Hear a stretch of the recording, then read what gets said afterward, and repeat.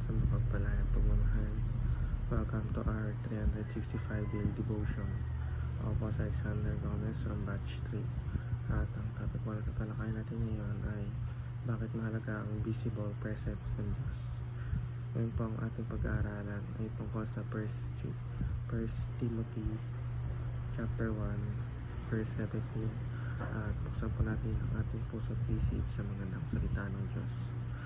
Sinasabi dito na, to the King of the ages, immortal, invisible, the only God, be honor and glory forever and ever. Amen. Sa Tagalog, sa haring walang hanggan, walang kamatayan, di nakikita, tanging Diyos, ang karangalan at kaluwalhatian, magpakailanman.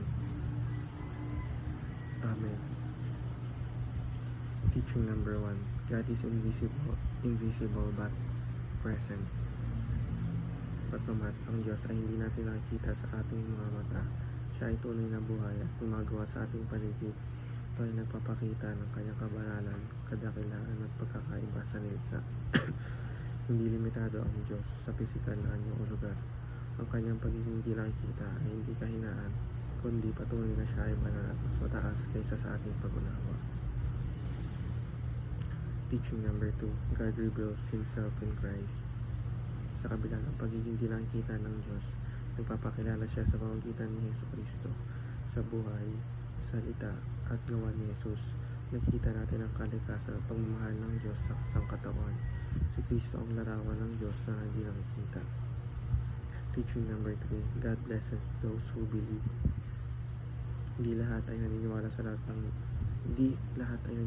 Diyos dahil hindi siya nakita.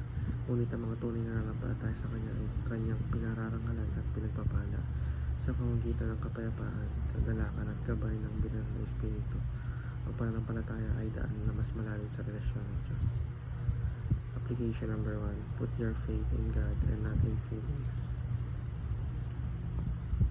Sa buhay, may mga panahon tila wala ang Diyos. Ngunit ang pananampalataya ay hindi base sa emosyon, kundi sa katotohanan siya ay tapat at naroon. Pinapaya na magpakatatag sa tiwala sa Kanya kahit hindi naman siya maramdaman. Application number 2. Know Christ in order to know God. Kung nais natin makilala at manawaan ng Diyos, kailangan natin lumapit kay Kristo.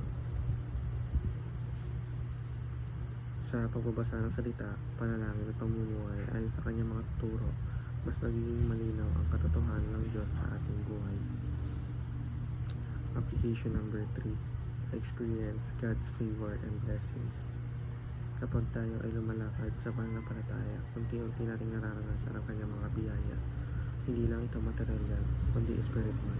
Lakas sa kahinaan, pag-asa sa gitna ng problema, at kapayapaan sa gitna ng kaguluhan. Yun lamang po ang aking devotions. Maraming salamat.